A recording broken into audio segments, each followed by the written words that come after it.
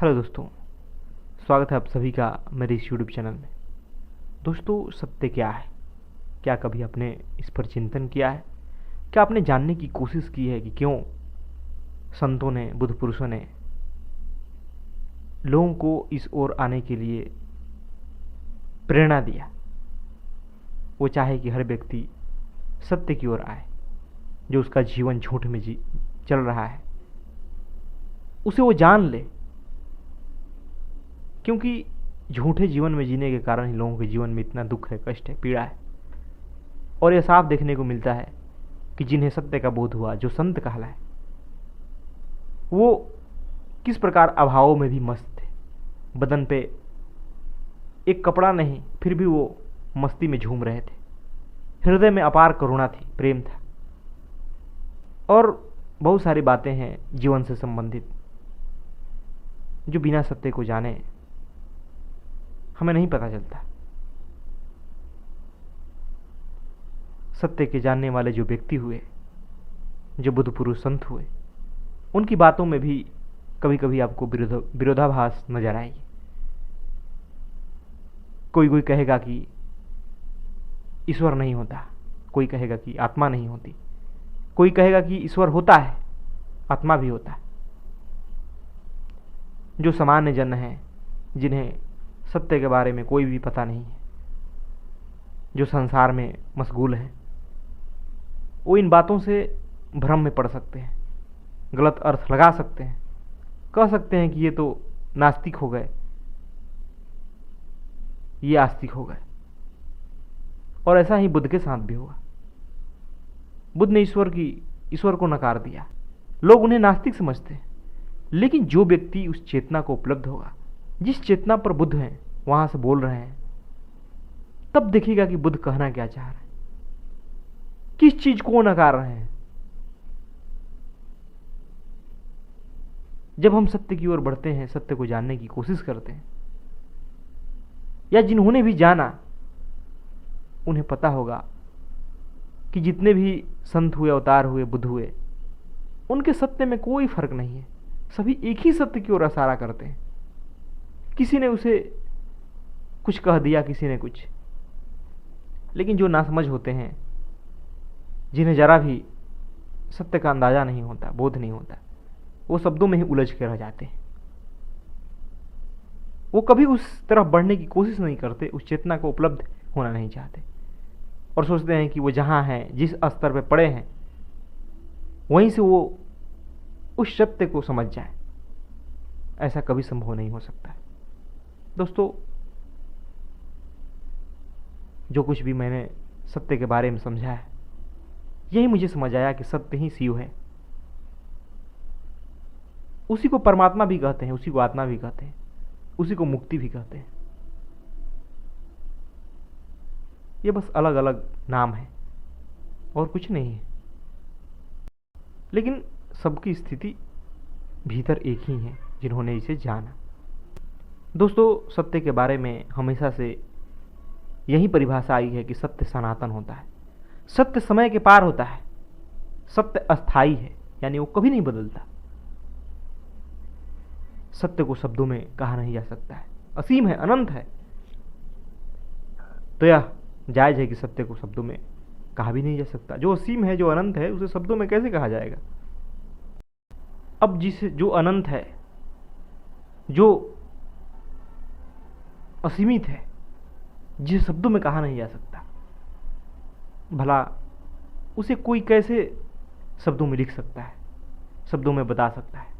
इसलिए ग्रंथों में या ज्ञानी पुरुषों के वचनों में, संतों के वचनों में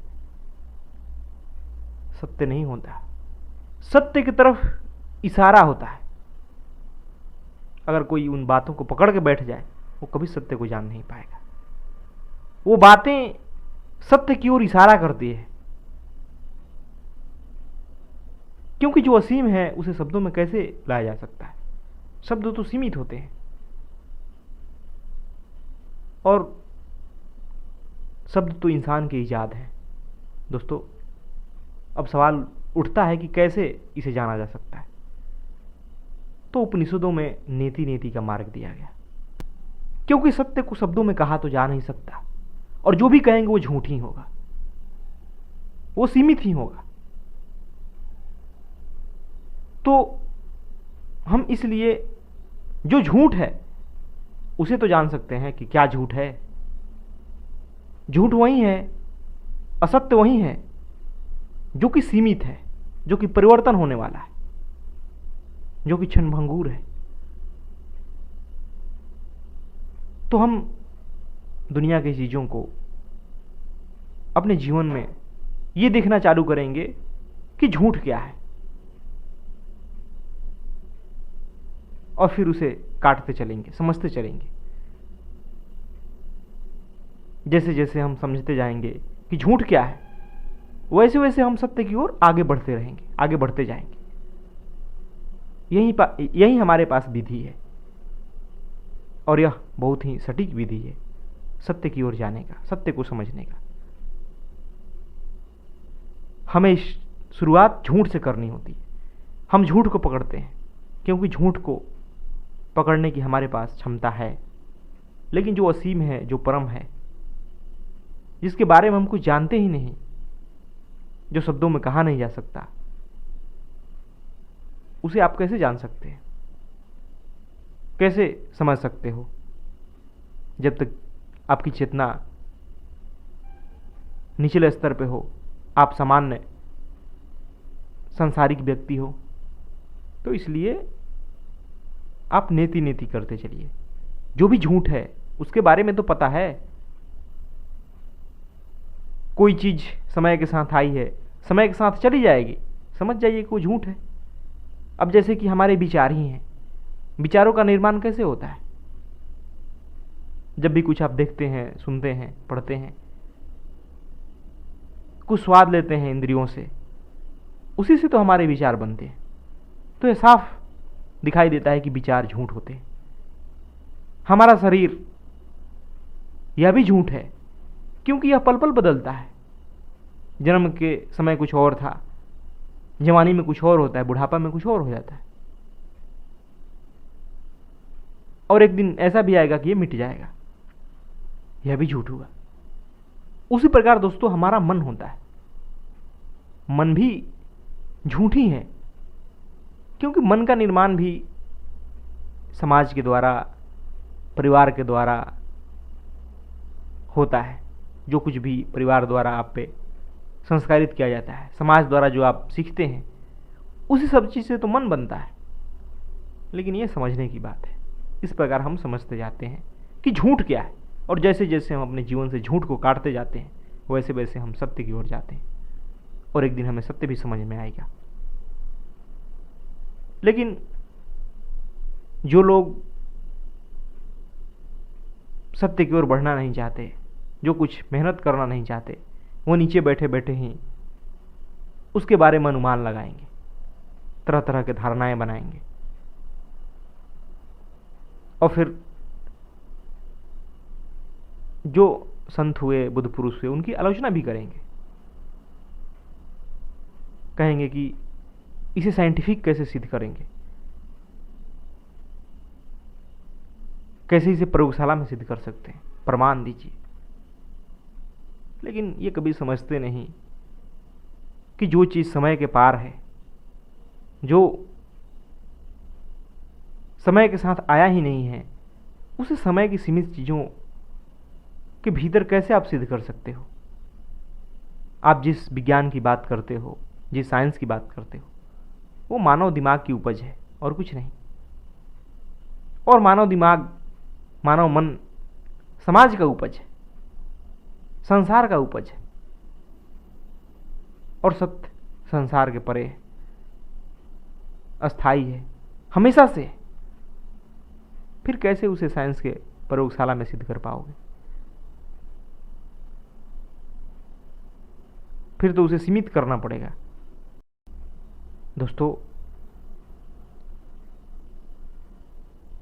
जिसके भीतर प्यास होती है सत्य को जानने की, वो उस ओर बढ़ता है, और जब भी आपको सत्य समझ में आने लगेगा, तब आप देखोगे कि किस प्रकार आपका जीवन बना है, मन क्या है, आपके विचार और भावनाएं क्या है।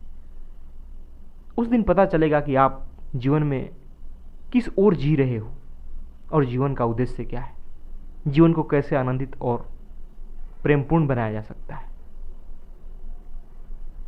लेकिन समाज में देखा जाए तो हर कोई दुनिया के पीछे भागता है, सत्य की ओर कोई नहीं भागता। किसी के भीतर वो प्यास नहीं है सत्य की, बस अटकलें लोग लगाते हैं। तो अटकलें लगाने से किसी को सत्य का ज्ञान नहीं हो जाएगा। धर्म और अध्यात्म की बातें बड़ी सूक्ष्म होती है, उसके लिए बड़े गहराई से चिंतन करना पड़ता है, स्वयं को ही समझना पड़ता है। जो कहते हैं कि सत्य नहीं होता, ईश्वर नहीं होता, परमात्मा नहीं होता, चलिए मान लेते हैं कि नहीं होता, आप तो हो। आपको अपने आप पर पूरा भरोसा है ना कि आप हो। तो चलिए, आप जब अपने आप को जानते हो तो कभी अपने विचार को, कभी अपने भीतर उठने वाली कामनाओं को रोक के दिखाइए। जब कोई आपको गाली दे, आप अपने क्रोध को रोकिए। क्यों अपने आप क्रोध आ जाता है, कभी समझे हैं? जब आपको अपने ऊपर इतना ज्ञान है तो कैसे आपकी खुद की हरकतें ही, खुद के कार्य ही भविष्य में आपके लिए दुख उत्पन्न कर देती है? कैसे? इससे साबित होता है कि आपको स्वयं का भी ज्ञान नहीं है। आदमी स्वयं को भी जानना चालू करे तो सत्य तक पहुंच सकता है। लेकिन इंसान यहां स्वयं को वही मान के बैठा है जो कि उसे समाज ने बता रखा है, जो समाज द्वारा संस्कारित किया गया है। वो खुद को मन और शरीर ही समझ लेता है और इस कारण उसकी तमाम जरूरतें, तमाम इच्छाएं उसी से संबंधित होती है। वो जीवन भर उसी की ओर भागता है और जीवन भर कष्ट पाता है, दुख पाता है। कभी उसके चेहरे पर मस्ती और आनंद दिखाई नहीं देता है। कैसे दिखाई देगा? आप जीवन भर जब झूठे चीजों के पीछे भागते रहोगे, आपके जीवन में सत्य नाम की कोई चीज नहीं होगी। आप वो ऐसी चीजों के पीछे भागोगे जो क्षणभंगुर है, समय के साथ बदलने वाली है,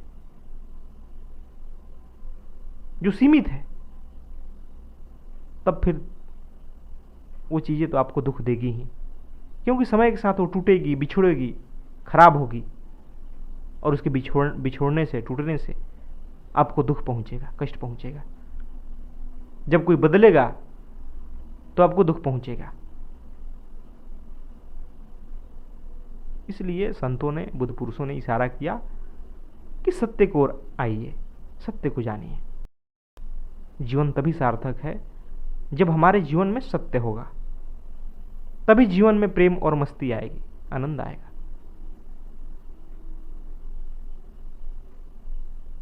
धन्यवाद दोस्तों।